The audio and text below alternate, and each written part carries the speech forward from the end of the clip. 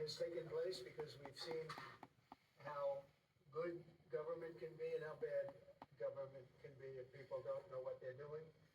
For the past 43 days, Democrats in Congress shut down the government of the United States in an attempt to extort American taxpayers for hundreds of billions of dollars for illegal aliens and people that came into our country illegally, from gangs, from prisons, from mental institutions. They wanted to pay them $1.5 trillion, which would have really hurt our healthcare businesses and our recipients at levels never seen before. Today, we're sending a clear message that we will never give in to extortion, because that's what it was. They tried to extort, the Democrats tried to extort our country. In just a moment, I'll sign a bill exactly like we asked Democrats to send us all along, many days ago. This cost the country $1.5 trillion, this little excursion that they took us on. Republicans never wanted a shutdown and voted 15 times for a clean continuation of funding. There's never been a time when one or the other party ever didn't sign a continuation. Just a continuation, not a big deal. It's a continuation and we'll talk later. Yet the extremists in the other party insisted on creating the longest government shutdown in American history, and they did it purely for political reasons. I want to thank Speaker Mike Johnson, Senate Majority Leader John Thune, as well as House Majority Leader Steve Scalise, Majority Whip Tom Emmer, and numerous other great Republican leaders and congressmen and senators who are here and frankly spent a long time in Washington getting this thing to go away. I also want to thank the broad coalition of Americans that stood with us in this fight to reopen government, including the Teamsters, the American Federation of Government Employees, the Fraternal Order of Police, AMVETS, the National Small Business Association, the American Farm Bureau, the American Trucking Association. These are all incredible patriots. The Airlines for America, the Allied Pilots Association, the National Air Traffic Controllers Association, and many others, unions and non-unions. Over the past 7 weeks, the Democrats shutdown has inflicted massive harm. They caused 20,000 flights to be canceled or delayed. They departed so many times, so late. People were hurt so badly. Nobody's ever seen anything like this one. This was a no-brainer. This was an easy extension. But they didn't want to do it the easy way. They had to do it the hard way. They look very bad, the Democrats do. They deprived more than 1 million government workers from their paychecks and cut off food stamp benefits for millions and millions more Americans in need. They caused tens of thousands of federal contractors and small businesses to go unpaid, and the total effect of the damage their antics caused will take weeks and probably months to really calculate accurately, including the serious harm that they did to our economy and to people and to families. So I just want to tell the American people, you should not forget this. When we come up to midterms and other things, don't forget what they've done to our country. I also want to call for a termination to the filibuster so that this could never happen again. If we had the filibuster terminated, this would never happen again. And don't forget, we have another date coming up in the not-too-distant future. We can never let this happen again. And we should be able to pass great, really great legislation. So I say terminate the filibuster because, by the way, the Democrats will do it immediately if they ever assume office, which hopefully they won't. Today we had the highest stock market price ever in all of the different markets. We set a record.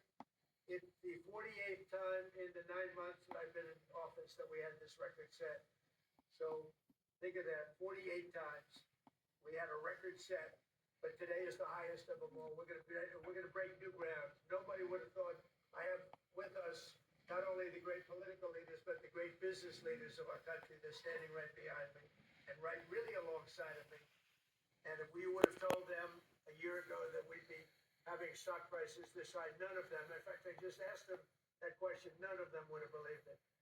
And that inures to jobs and, very importantly, to 401ks, which have also set a record today, a record high for the people that have 401ks. And also, I want to thank Walmart because they came up with a fantastic study. It was the cost of Thanksgiving coming up and the cost of Thanksgiving from a year ago under Sleepy Joe Biden. And we're 25% lower this year than we were a year ago. And it's a very inclusive report. So I want to thank Walmart. They've done it for many years, but we believe in that. We believe in that company. I want to also thank the 8 Senate Democrats who finally did the right thing in voting to end this craziness, this madness. But unfortunately, the vast majority of congressional Democrats were happy for millions of Americans to suffer. They really did suffer too. And the Democrats admitted, they said, well, no, we finally have a point. Even though people have to suffer, we finally have a point, and that didn't work out too well for them. But they really went out, and they could appease the fringe benefits of their far-left base, but that didn't work out because now their far-left base is angrier than ever before. We actually elected a mayor of New York City who happens to be a communist. When was that going to happen?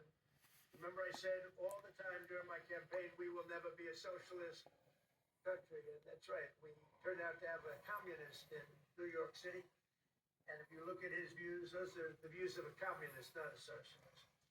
So this is no way to run a country. I hope we can all agree that the government should never be shut down again, end the filibuster, terminate the filibuster. It'll never happen again. So with my signature, the federal government will now resume normal operations, and my administration and our partners in Congress will continue our work to lower the cost of living, restore public safety, grow our economy, and make America affordable again for all Americans. Again, costs are way down. Energy is way down. Gasoline is at $2.50 a gallon versus $4.70 for the Democrats. And we think we're going to hit pretty close to $2 a gallon. That's like a really massive tax cut. It's the equivalent of that. And speaking of tax cuts, our great, big, beautiful bill is giving everybody in our economy, middle income workers, low income, everybody, the biggest tax cut in the history of our country. And it's no tax on tips, no tax on Social Security, and very importantly, no tax on overtime. You work overtime, there's no tax. That's among the things that add up to the biggest tax cut in history. And one other thing, you hear about rich people with deductions. Well, when you buy your car and you borrow money, you're allowed to now deduct the interest on that loan. So you can take that interest deduction and what you can take is that interest payment and deduct it for income tax purposes. That's a tremendous tax cut right there. But it all includes fixing the healthcare system that Democrats broke with the disaster known as Obamacare. Obamacare was a disaster from day one. It's done nothing but go up. And if you remember President Barack Hussein Obama, when he came up with this crazy idea, he said everything's going to be great. Rates are going to go down. Payments are going to go down. Everything's going to go down. It went the exact opposite with the biggest increase of healthcare in any country. It's a disaster. And I'm calling today for insurance companies not to be paid, but for the money, this massive amount of money, to be paid directly to the people of our country so that they can buy their own health care, which will be far better and far less expensive than the disaster known as Obamacare. And I've had, I think, great support. I've even had Democrat support. So we want the money that would be going to the insurance company, which is hundreds of billions of dollars. Their stock prices have gone up by 1,000% in many cases, 1,000% over a short period of time, because our country stupidly pays them so much money with this Obamacare scandal. So I want the money to go directly to you, the people. And you'll go out and you'll buy your own health insurance and you'll negotiate different plans and you'll get much better insurance and you will be an entrepreneur for yourself. So I'm always willing to work with anyone, including the other party. We'll work on something having to do with healthcare. We can do a lot better. We can do great. So much money is involved, and we're willing to pay so much money to the people. So we're going to pay a lot of money to the people. They're going to go out and buy their own healthcare, and we're going to forget this Obamacare madness. So with all of that, I just want to tell you the country has never been in better shape. We went through this short-term disaster with the Democrats because They thought it would be good politically. And it's an honor now to sign this incredible bill and get our country working again. Thank you.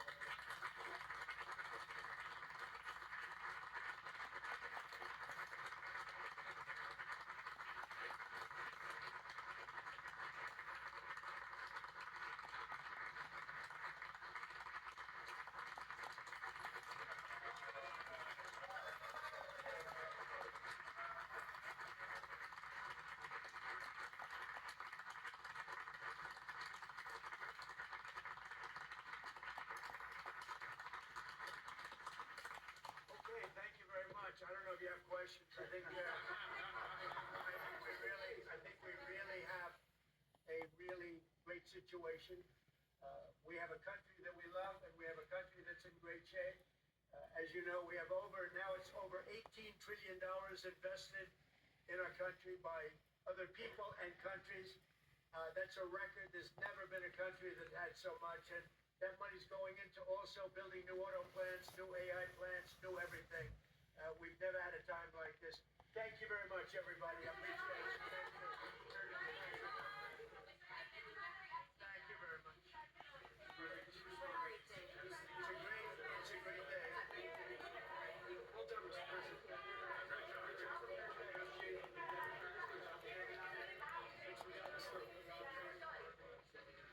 All right, President Trump and White House staff ushering the press out of the room. He did not take any questions. A couple of things on that what he just said. He talked about reopening the government, and he blamed Democrats. But he talked about stock prices a lot. 401ks, he said prices are down, which they are not.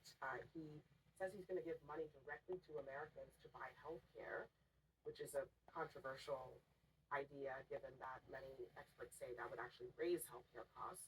So there's a lot there. And also his demeanor tonight struck me as defiant. I mean, understandably so because of the government shutdown, but also perhaps because of this Epstein stuff that is sort of hovering over all of this.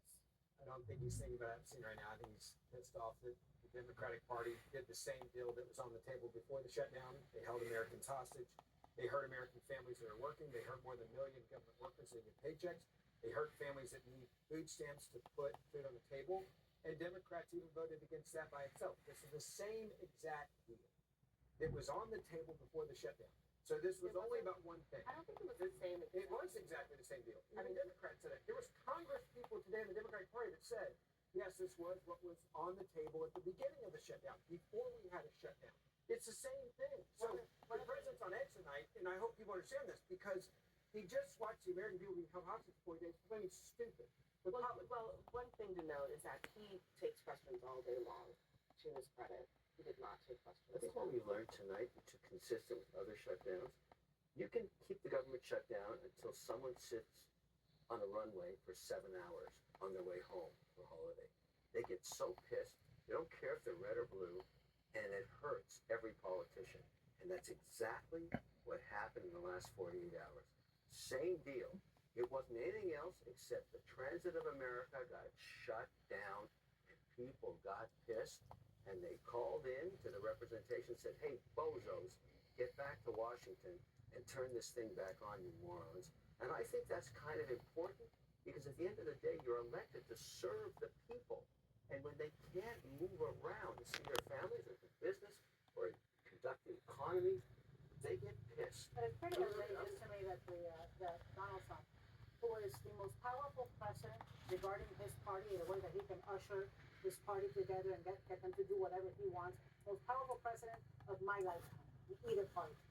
And I think he shirked his responsibility as president of the United States and leader to convene Republicans and Democrats and get a deal crafted. Because all we've done right now is kick this can down the road. We're going to be in this same problem in a matter of weeks, by the end of January. And we're going to have a healthcare issue that's going to become incredibly urgent. Take a lot longer than a week to solve that one. Well, here's the problem. And all of premiums now, and premiums are up 200, 300%. I want to bring up the people who don't take the blame, don't have the money to take the blame, don't take blame. He just again lied and talked about Democrats who wanted to buy people's snap. Here's They interesting. voted to make sure they didn't get it. I'm not just talking about people. They went into court to lobby the judges to make sure that they could not tap into the emergency funds that would have paid the SNAP because they wanted to use it as a negotiating tool. When you say they, the government went to court. Keep people from getting what they have. During the shutdown. During the shutdown. Right. No, the government did not need to go to the court. That they were almost hungry. No one will forget they were almost hungry. No one would no amount of lying is going to make you look at your health insurance going up twice or 3 times and you're going to make that okay because he says that the stock market is up. Because you're not in the stock market. You don't have 401k. You're just trying to scrape by. You're just trying to feed the kids and keep the lights on. Charles, how many times have the Democrats voted to approve food stamps in the shutdown? How many times did Democrats vote? Are you not listening? Yes, I said Charles. Not right, Correct. not. But, okay. No, oh my gosh, it's a question. Ben, calm down, it's okay. You just made that Can't same, rewrite but history. hold on, you just made that same point. But Charles, given what you just said, Democrats, they took the deal and they reopened the government without actually getting what they Yes, sought. right. So some And members, so at the end of the day, I mean, they fought that fight, but they didn't really get a whole lot out of it. right, and that's where I do agree with you. So, shutdowns, you're right. Well, if I can finish this, if I got to finish this like you wanted to finish, I want to finish.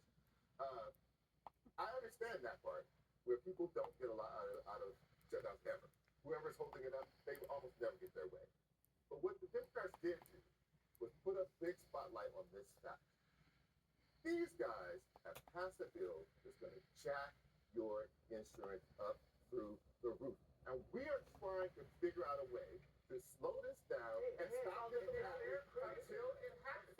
So it's okay. Something. So All of these 7 countries now, all 7, not just the United States of America, healthcare is broken. No one Skyrocketing fixed costs. it. Nobody knows how to fix it yet because you've got an aging population lasting 20 years longer than they did in the 50s, and it's really, really expensive.